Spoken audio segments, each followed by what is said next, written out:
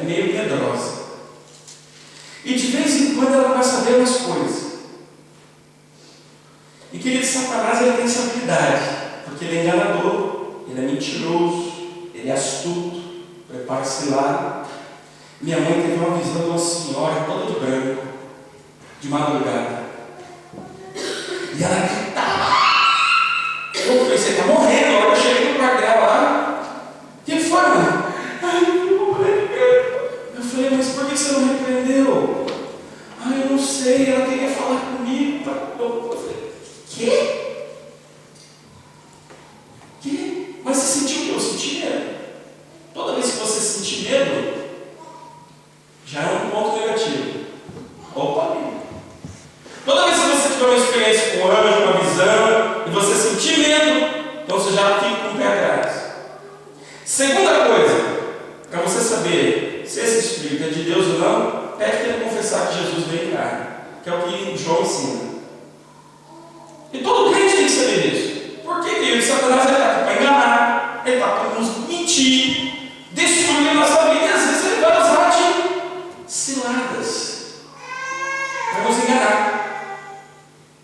Às vezes tem pessoas que vai ver, um anjo apareceu para mim, falou que eu tinha que fazer isso, falou que eu era assim, falou da minha vida passada, porque o diabo da vida passada sabe, do futuro que ele não sabe. Então se viu, que você fez isso, que você fez isso. Opa, pega aí. Tá bom, Jesus veio em carne, Jesus é o Cristo, se ele confessar, aí você tem certeza, era um anjo de Deus. Se ele engasgar, bota para correr. Porque ele tem esse poder também. E a gente precisa entender o poder dele, quem ele é, e daqui a pouco eu vou falar como nós vamos batalhar. Então ele pode nos enganar, para com isso. Tem gente no espiritismo enganado. Por quê? Não, o anjo apareceu para mim. Era um anjo de branco, falou comigo, falou da minha vida, falou para mim, eu não sei. Enganado. Não, que eu vi meu passado morto, ele voltou, ele falou comigo. Queridos, a Bíblia diz que ninguém que morreu pode voltar, nem o espírito pode voltar. E Satanás ele gosta de enganar. Ele enganou Saul. Saul era o rei de Israel, o primeiro rei de Israel. Tudo que ele fazia, ele consultava o profeta Samuel. Mas o profeta Samuel um dia morreu. E ele estava desesperado sem saber o que fazer. Sabe onde ele foi? Foi na feiticeira. Vou lá falar com ela, porque ela fala com os mortos. E essa atitude de falar com os mortos chama-se necromancia. Você não está falando com o morto, nem você está falando com o demônio. E Saul foi lá, olha, eu preciso falar com Samuel, e tal. Aí a mulher falou assim, eu estou vendo um homem, um Senhor, subindo das profundezas, e ele é assim. Samuel ligou, rapaz, Samuel é ele! E acreditou tudo na conversa dele. Eles não se deixem enganar. Amém? Satanás pode até se aparecer, homem de luz, porque ele tem poder. A gente não pode negar isso. Ele tem poder. E ele vai fazer de tudo para nos enganar. Então, você que tem a mente de Cristo, você que é de Cristo, você não pode aceitar qualquer coisinha, não. Entende? Eu já fico meio assim quando já vem alguém que diz que é profeta e quer falar da minha vida. Pera aí. Se falar só do meu passado eu sei, e o diabo sabe, eu quero falar dizer do meu futuro. O que Deus tem para mim? Porque a Bíblia diz que ele tem coisas novas para mim. Se for para mim falar do meu passado, eu só consigo uma diária. Está tudo ali. E o diabo ele gosta disso, porque ele engana. Ele vem, se parece, ou às vezes ele vai mandar alguém. Olha, no tal dia, você fez isso. Você falou aquilo outro. Querido, nós vamos ficar, todo mundo fica impressionado, mas a gente não deve. A gente deve tomar cuidado, porque isso pode ser cilada do inimigo para nossa vida. A gente tem que entender como é que ele trabalha. E ele vai usar de todas as armas para nos derrubar, para conseguir nos atrair para Ele. Sabe por quê? No coração do diabo ele queria ser o quê? Igual a Deus. E Deus quer o quê? Deus criou o homem para Ele. E Satanás quer o quê? Roubar o homem de Deus. Roubar o homem de Deus. Essa é a função dele. Amém?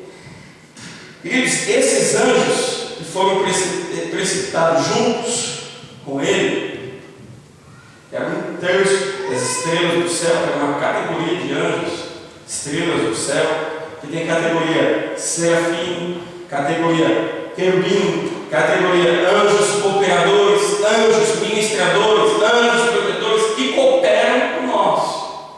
A Bíblia diz que os anjos são cooperadores nossos. Está aqui para nos ajudar. Amém? Sempre está para nos ajudar. E um terço dessa categoria caiu com Satanás. E viraram hoje, que a gente conhece, demônios. Tá? Outra coisa que você tem que entender antes de a gente entrar sobre batalhas, sobre armas, que ele tem um reino igualzinho de Deus. Ele quer imitar tudo. Outro nome que a gente pode dar para ele é o imitador. Porque tudo que Deus faz, ele quer imitar. Ele quer imitar. Deus tem um reino organizado. Deus, Espírito Santo, Jesus, ele tem arcanjo, ele tem anjo, é tudo uma organização. E o que Satanás fez? Eu vou criar então um reino para mim organizado. Se você for em Efésios 6, que foi o texto que nós lemos, Efésios 6, o versículo 12, ele fala o quê? A nossa luta não é contra a carne, mas é contra principados, príncipes,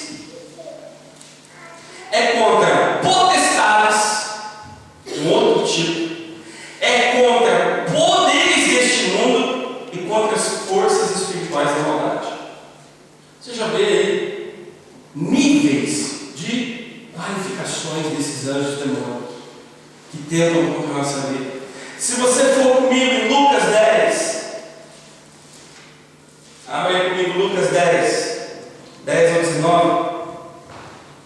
Lucas 10, 19. Jesus fala assim: eu vos dei poder para pisar em serpentes, escorpiões e toda a força do inimigo, e nada nos fará dano. Ponto. Deus nos deu poder para pisar. Sabe que ele está falando de escorpiões e serpentes? Não. São classes de demônios. Ele falou: eu dou poder para vocês pisarem na classe de demônios. São chamados serpentes, escorpiões. E ele termina falando de toda força do mal. Você tem poder. Você vê então já classificações, porque depende da classificação do nível, depende da área que ele age, que ele vai agir tanto na nação, quanto na cidade, quanto na vida de cada um aqui. E eu já vou te falar sobre isso. Todo mundo não gosta de Salmo 91? Salmo 91 é legal? Salmo 91 é uma denúncia de mais fenômenos que existem. Quando Moisés fez o Salmo 91, você vê que ele estava denunciando outros tipos de demônio que agem. Por exemplo, você vai lá no Salmo 91, aquele que habita no esconderijo do Altíssimo, a sombra do Onipotente descansará, direi do Senhor, este é o meu refúgio, minha fortaleza, Deus meu em quem confio. Certamente me livrarás do laço do passarinheiro. Primeiro, laço do passarinheiro. Laço do passarinheiro, você sabe o que é? Aquela cumbuquinha armadilha, que ficava com um pauzinho, o passarinho entrava debaixo, puxava a cordinha, e você prendeu o passarinho. Me livrará das armadilhas. Então tem demônio que só prepara armadilha. Segundo, peste perniciosa, que são doenças. Ele começa: ele te cobrirá com as suas penas, debaixo das suas asas está seguro, a sua fidelidade será o seu escudo e broquel. Broquel significa escudo também. Não temerás o terror noturno.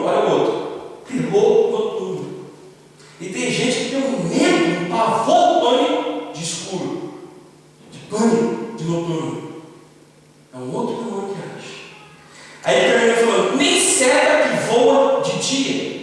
Seta que voa de dia. O que é seta que voa de dia?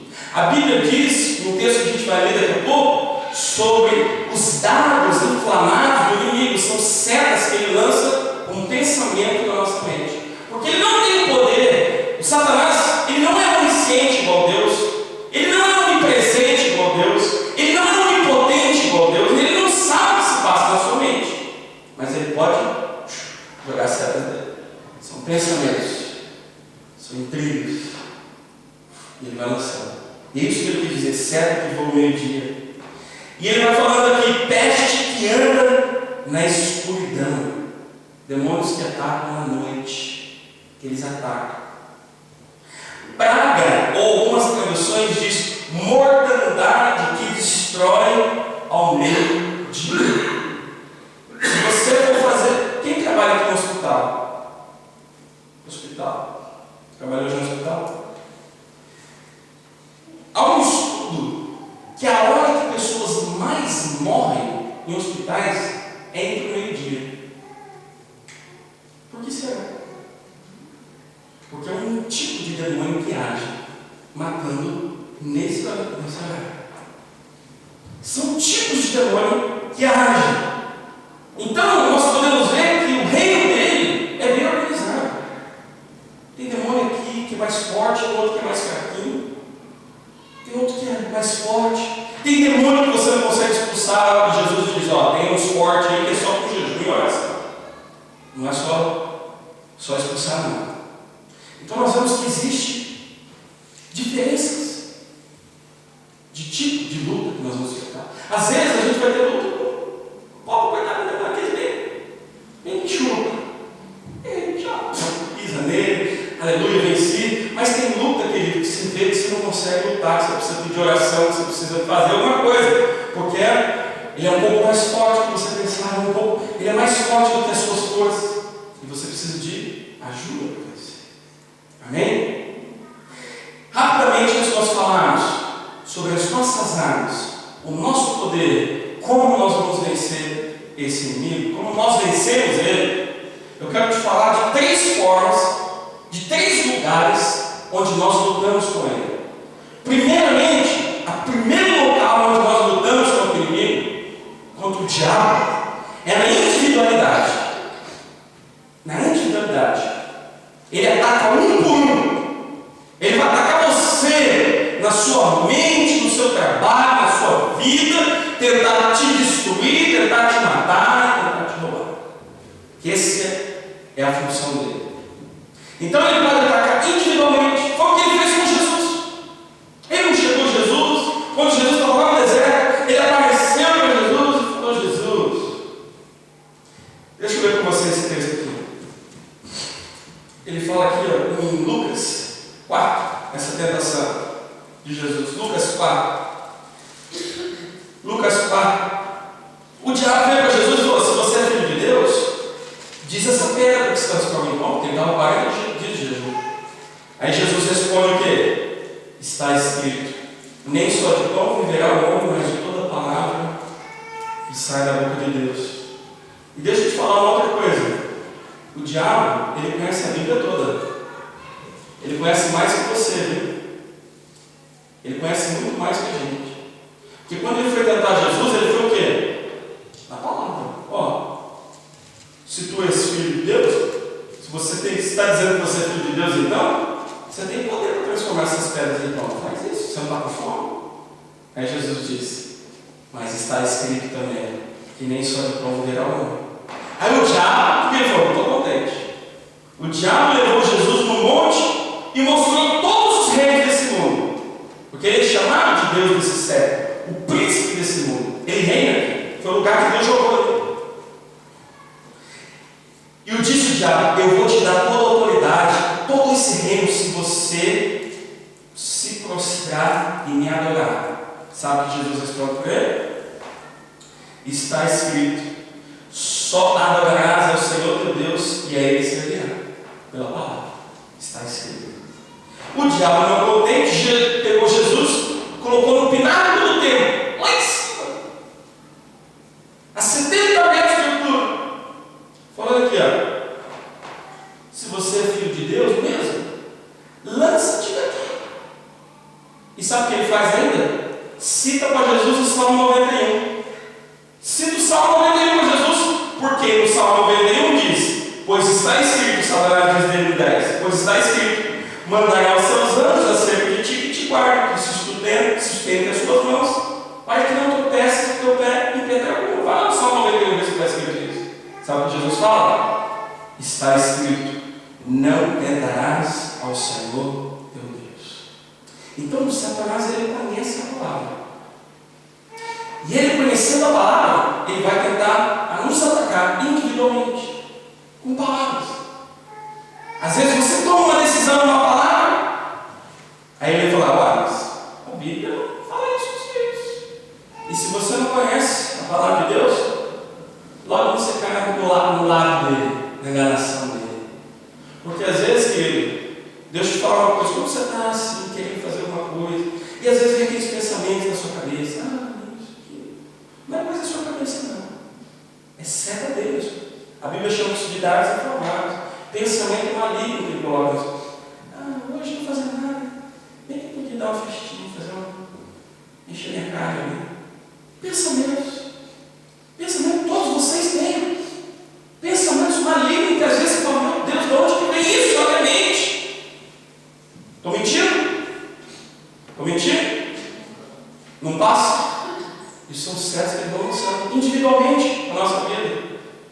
Para quê? Para tentar te derrubar, para tentar te matar, para tentar tirar de Deus. Vai no culto domingo, não.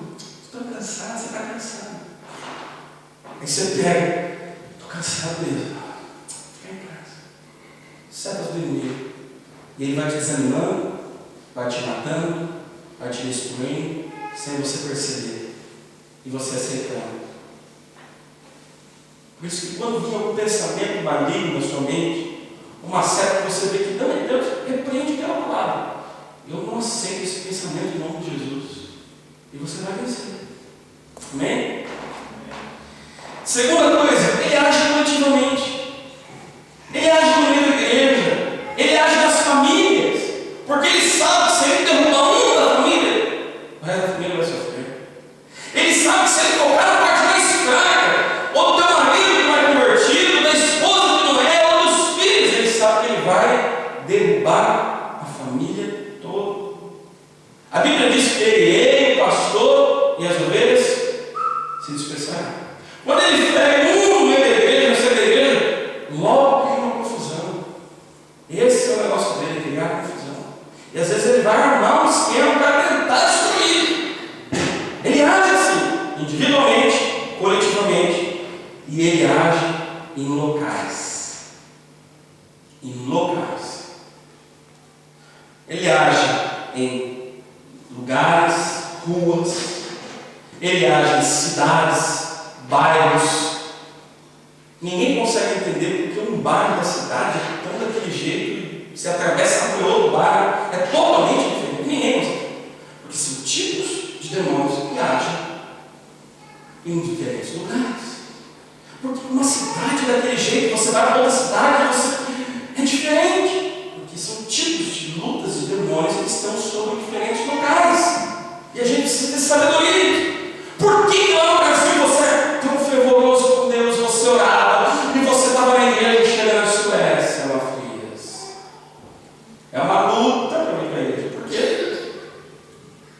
Porque a potestade, o príncipe que reina na Suécia, é diferente que reina no Brasil. No Brasil faz de um jeito, aqui na Suécia é outro. Na Suécia traz frieza, desânimo, depressão, solidão. Lá no Brasil não. Lá no Brasil já é outro. Lá no Brasil é festa, curtição. É diferente. Se você vai na África, se você for na Noruega, é Dinamarca, é outro.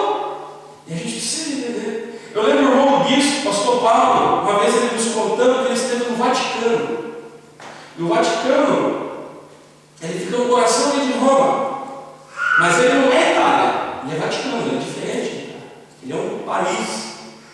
E ele disse que as pessoas atravessavam daquela linha imaginária que é Roma e Itália para o Vaticano. Ele falou: eu vi pessoas que eram endemoniadas. se ninguém entender. Porque a batalha espiritual entrar em um, entra em outro, entra em outro. E assim em vários lugares, porque o diabo ele age em diferentes locais, em diferentes maneiras. E a gente precisa ter sabedoria de saber lutar com ele. Amém? Agora, depois de tudo isso, né? Falar sobre o campo, falar dele, falar como ele age, como ele ataca, da onde que ele veio, como ele faz, nós precisamos saber quais são as nossas armas para lutar contra ele. Amém? Toda guerra tem armas. As armas dele a gente já falou tudinho, que é as características dele, como ele age. Como nós podemos vencer o nosso inimigo?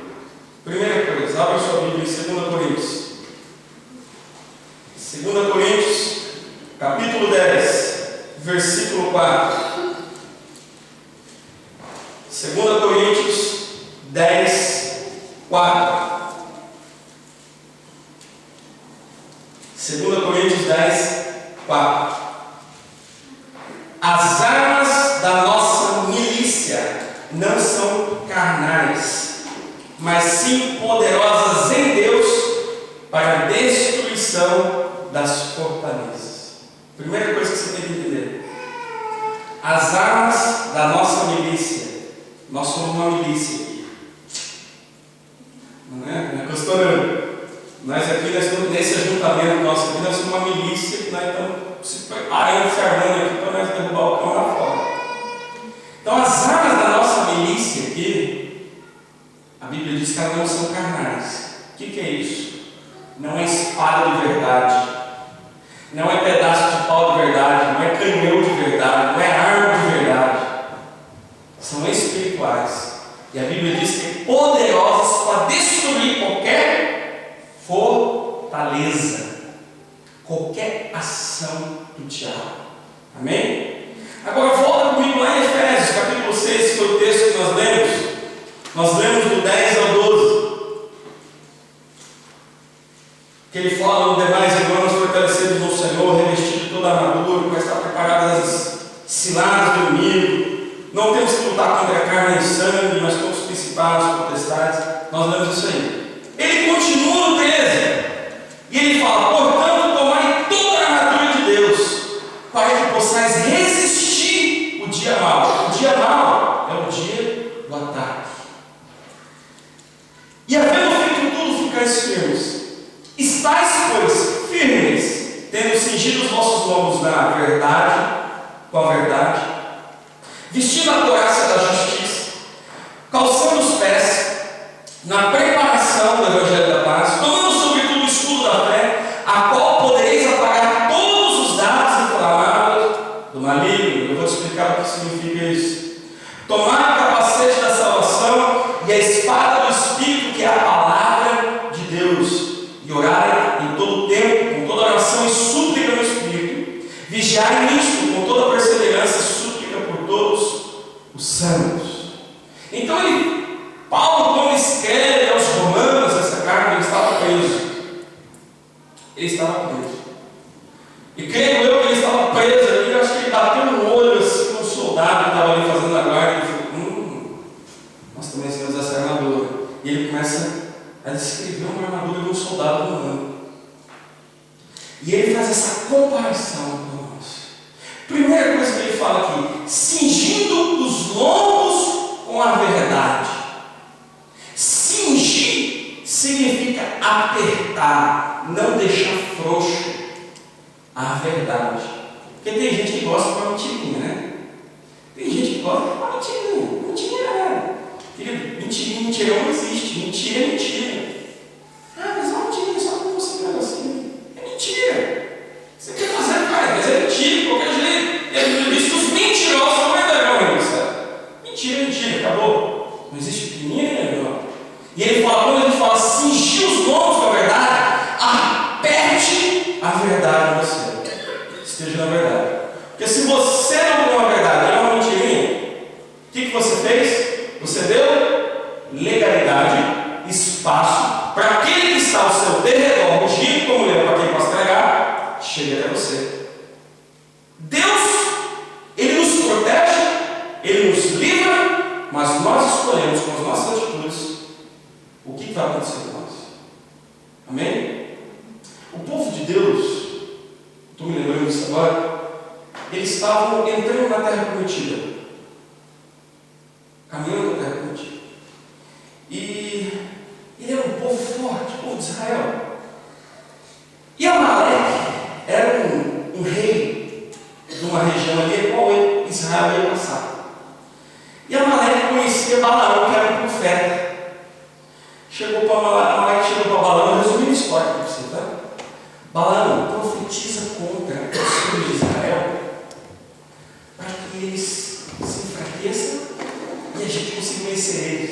Porque senão eles vão destruir a gente, para matar nós aqui e roubar nossa cidade. Aí Balaão foi lá. Primeiro monte que ele subiu para profetizar, na hora que ele abriu a boca, ele só profetizou bênção. Aí Amaleque, pelo amor de Deus, Balaão, eu estou te pagando para você profetizar maldição contra o povo. Contra você desejar mal, para você, o bicho pega aí dele. Aí ele lá de novo. A hora que ele abre a boca, bênção. 3 vezes ele tentou fazer isso, até que a mula falou com ele. A mula falou com ele assim, eu não quero contar essa história aqui, vai fugir um pouco. Mas, queridos, Balaão chegou para Amaleque no final e falou assim, olha, eu não tenho como amaldiçoar se Deus abençoa. Só que, lá em Apocalipse, nós vemos que Israel, o povo de Israel, eles perderam aquela batalha. Sabe por quê? Balaão não conseguiu amaldiçoar eles, então eles estavam fortes, protegidos por Deus. Sabe o que Balaão fez? Deu um conselho para Amaleque. Falou, ó, nós não conseguimos porque Deus está cuidando dele, mas tem um jeito. Manda mulheres lindas se prostituírem com os homens deles. Assim, quando eles se prostituírem com elas, peçam para que elas façam ele adorar outros deuses. E assim eles ficaram vulneráveis ao ataque. Foi o que Balaão fez. Foi o que Amaleque fez. Mandou mulheres lá no arraial de Israel. Imagina chegando aquelas tropas, 500 mil mulheres bonitas. O povo ficou doido. Começou lá, a festinha deles. Caíram no erro e foram derrotados. Milhares morreram naquele dia na batalha. Por quê? O povo que Deus abençoa, nós somos nós temos a bênção do Senhor, amém? Mas quando você erra, e quando você vai contra alguns princípios que Ele deixou para nós que praticamos, o que acontece? Você deu legalidade para que o outro te atinja. É a mesma coisa assim, Deus está te protegendo. Ó meu filho, eu estou te protegendo. Só que você precisa agir assim, assim, assim, amém? Amém. Quando você não age, o que a Bíblia diz? Já que você não está fazendo o que ele pediu, não é que ele te solta, que te deixa, não. Ele simplesmente não te protege. Você fica vulnerável à ação do marido. E às vezes são assim nós. Quando a pessoa não vive uma vida com Deus, ela tem uma vida aberta para todo tipo de mal atacar ela. Para todo tipo, seja luta financeira, seja enfermidade, seja qualquer outra luta que for, é vulnerável. Você deu permissão. Você deu permissão. A Bíblia diz, alguns devem estar pensando,